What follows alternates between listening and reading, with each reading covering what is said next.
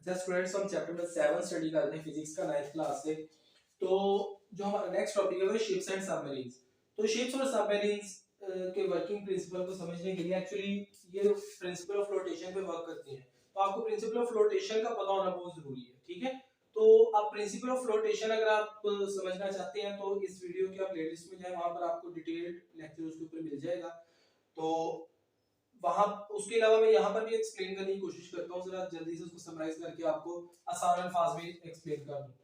तो आपको ये चीज प्रिंसिपल ऑफ फ्लोटेशन में पता चली थी, या उससे पहले अर्शिमीदेस प्रिंसिपल ने भी इस बात को एक्सप्लेन किया था कि जब कोई भी ऑब्जेक्ट को हम पार्शियली या कंप्लीटली वाटर के अंदर इमर्स करते हैं, या तो मतलब सारे का सारा इमर्स कर दें या उसको पार्शियली इमर्स करें, तो अगर मतलब कि उसने पानी में फ्लोट करना है तो उसके लिए शर्त क्या थी? उसके लिए शर्त ये थी कि जो उसके ऊपर लगने वाली अपथ्रस्ट है वो उसके वेट के बराबर हो। तो अगर अपथ्रस्ट वेट के बराबर है तो वो फ्लोट करेगा, अगर उसका वेट ज्यादा है, अपथ्रस्ट कम है, तो वो पानी में डूब जाएगा, ठीक है। उसके बाद यहाँ पर एक और कॉन्सेप्ट आप समझ लें कि जो अपथ्रस्ट है ये इसके बराबर होती है, ये अपथ्रस्ट बराबर होती है कि जितना वो फ्लूइड डिस्प्लेस करता है ना, वो डिस्प्लेस्ड फ्लूइड के वेट के बराबर होती है। अगेन मैं इस चीज को एक्सप्लेन कर देता हूँ। लास्ट लेक्चर्स में मैंने इसको काफी डिटेल में एक्सप्लेन किया कि फर्ज करें कि ये जो इसने लिक्विड डिस्प्लेस किया है उसका वेट 10 न्यूटन है, इमेजिन कर लेते हैं, ठीक है। तो इसके ऊपर लगने वाली जो अपथ्रस्ट है वो 10 न्यूटन होगी। तो अगर इसका अपना वेट 10 न्यूटन या 10 न्यूटन से कम है, ठीक है, तो उस केस में ये फ्लोट करेगा। अगर इसका अपना weight is greater than 10 newton तो ये पानी में डूब जाएगा।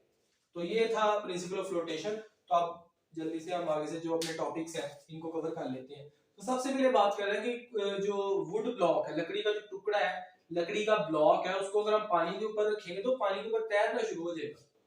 अब वो पानी के ऊपर कैसे तैरेगा? इसकी रीजन है कि जो लकड़ी है इसकी डेंसिटी आपने पढ़ा बहुत कम होती है। अब डेंसिटी कम होने से इसका मास बहुत कम होता है, और अगर इसका मास बहुत कम होता है इट मींस दैट कि इसका वेट बहुत कम होगा। तो अब इसका वेट बहुत कम होता है लेकिन इसका वॉल्यूम काफी ज्यादा होता है। तो वेट कम होने की वजह से जब इसको पानी में रखा जाता है तो ये काफी ज्यादा फ्लूइड डिस्प्लेस कर देता है, और उस फ्लूइड का जो वेट है वो इसके वेट से काफी ज्यादा होता है, यानी कि इसके ऊपर लगने वाली जो अपथ्रस्ट है वो काफी ज्यादा होती है as compare to its weight. इसी वजह से एक जो वुडन ब्लॉक है ये पानी पर फ्लोट करता है। वो कहता है it is because the weight of equal volume of water. Equal volume of water मतलब कि जितना उसका वॉल्यूम है उतना ही वॉल्यूम ऑफ वाटर डिस्प्लेस करेगा ना, उसका अगर आप वेट देखें वो ग्रेटर होता है, किससे ग्रेटर होता है? Then the weight of the block. तो उसके ब्लॉक के वेट से वो ग्रेटर होगा, तो इसका मतलब कि वो आप फ्लोट करना शुरू कर देगा, वो तैरना शुरू कर देगा। इसलिए वो बात कर रहे हैं कि according to principle of flotation कोई भी ऑब्जेक्ट पानी पर फ्लोट कब करेगा कि जितना उसने वाटर को डिस्प्लेस किया है उसका जो वेट है, ठीक है, वो उसके अपने वेट के बराबर हो, यानी वाटर का जो वेट है उसके अपने वेट के बराबर हो, चाहे उसकी कंप्लीट इमर्शन से या पार्शियल इमर्शन से। या तो वो कंप्लीटली इमर्स हो जाएगी, मेरे प्रीवियस लेक्चर्स के अंदर मैं इसको बहुत डिटेल में डिस्कस किया था शिप की एग्जांपल के साथ कि कंप्लीटली इमर्स करें या उसको पार्शियली इमर्स करें, जो उसकी ऊपर लगने वाली अपथ्रस्ट है वो उसकी वेट के बराबर होनी चाहिए। या इन अदर वर्ड्स आपको बताया कि जो अपथ्रस्ट है वो जो लिक्विड डिस्प्लेस की है उसके वेट के बराबर होती है। तो वो जो लिक्विड डिस्प्लेस की है उसका वेट और उसका अपना वेट आपस में बराबर हो तो वो क्या करेगा? वो पानी में फ्लोट होना शुरू कर देगा, तैरना शुरू कर देगा। अब यहाँ पर वो कह रहे हैं कि working principle of ships and boats. तो आपको ये बात बता दें, आपको एज एन एमसीक्यू भी ये बात याद रखनी है कि जो शिप्स और बोट्स होते हैं they works on the principle of flotation. उसके बाद ये जो शिप्स होते हैं या बोट्स होते हैं ये अपने साथ मुसाफिर पैसेंजर्स को लेके जाते हैं और सामान यानी गुड्स वगैरह लेकर जाते हैं अपने साथ। तो वो ये बात कह रहा है कि अगर हम एक बोट के ऊपर जो मुसाफिर बिठाए हैं, बोट का अपना वजन, मुसाफिरों का वजन और सामान का वजन, इन तीनों का वजन मिला के अगर उसके ऊपर लगने वाली अपथ्रस्ट से ज्यादा हो जाएगा तो उसमें क्या होगा कि वो सिंक हो जाएगी, यानी कि डूब जाएगी। तो इसी बात को एक्सप्लेन कर रहा है कि इट वुड सिंक। कब सिंक करेगी? जैसे लेट्स से ये हमारे पास एक बोट है, ठीक है, और सपोज कर लेते हैं कि इसके ऊपर लगने वाली जो अप थ्रस्ट है वो सपोज कर लो कि 150 किलो न्यूटन है, ठीक है, ये इसके ऊपर अप थ्रस्ट लग रही है। तो अगर हम इसके ऊपर इतना ज्यादा सामान लोड कर देंगे, इतना ज्यादा सामान लोड कर देंगे कि ये जो इसका वेट है वो इंक्रीज कर जाएगा 150 किलो न्यूटन से, तो क्या होगा कि ये शिप जो है वो पानी में डूब जाएगी। ठीक है, तो अगर it would sink if its weight including the weight of passenger and goods become greater than upthrust. ठीक है, तो अगेन वही बात है, जब तक उसका वेट अपथ्रस्ट के बराबर है तब तक वो फ्लोट कर रहा है, अगर अपथ्रस्ट से ज्यादा हो गया उसका ऑब्जेक्ट का अपना वेट तो वो पानी में डूब जाएगा। इस तरह हम नेक्स्ट बात करते हैं वर्किंग प्रिंसिपल ऑफ सबमरीन्स।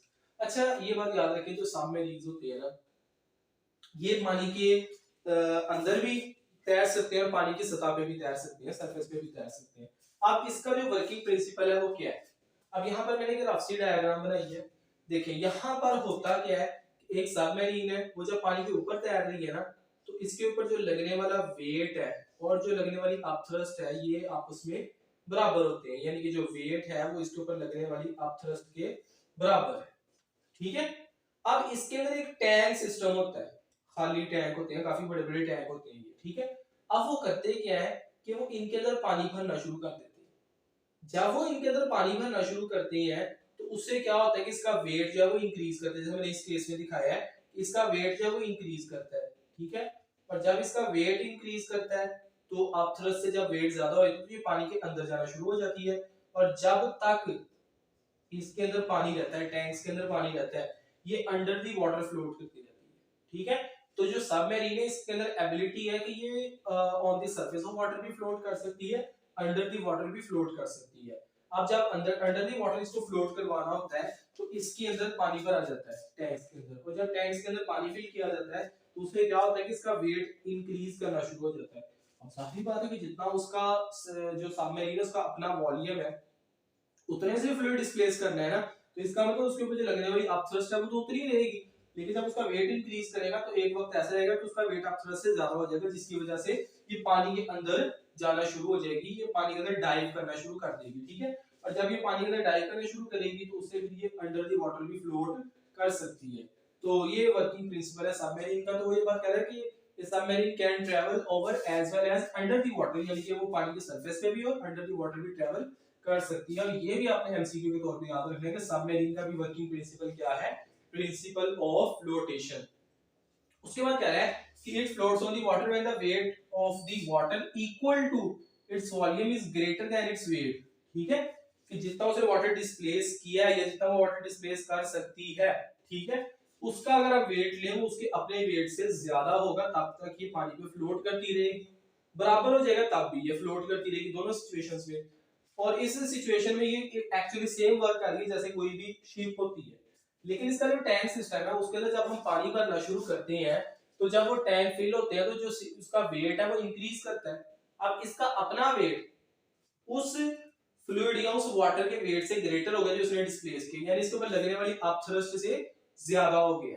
ठीक है, तो वो कह रहा है कि as soon as weight becomes greater than upthrust the submarine dives into the water, जब वो पानी में चली जाती है and remain in the water, और जब इसको ऊपर आना होता है टू कम अप। अब देखिए यहाँ पर ना एक और इशू है, अब यहाँ पर जो टैंक है फिल तो हो गए इजीली, लेकिन जब इधर से पानी बाहर निकालना है तो आपको पता है कि जो अंडर दी वाटर जो लिक्विड है वो अपना प्रेशर भी एक्सर्ट करता है, तो यहाँ पर पानी निकालना बहुत मुश्किल है। तो हमें यहाँ पर कोई एक्टिव मैकेनिज्म चाहिए होती है कि पानी निकाले जाए, तो हम यहाँ पर बहुत हाई प्रेशर से पीछे से एयर फिल करनी शुरू कर देते हैं इसके अंदर, और जब हम एयर फिल करते हैं तो जाहिर बात है कि जगह कम होने की वजह से जो पानी है वो बाहर जाना शुरू हो जाता है।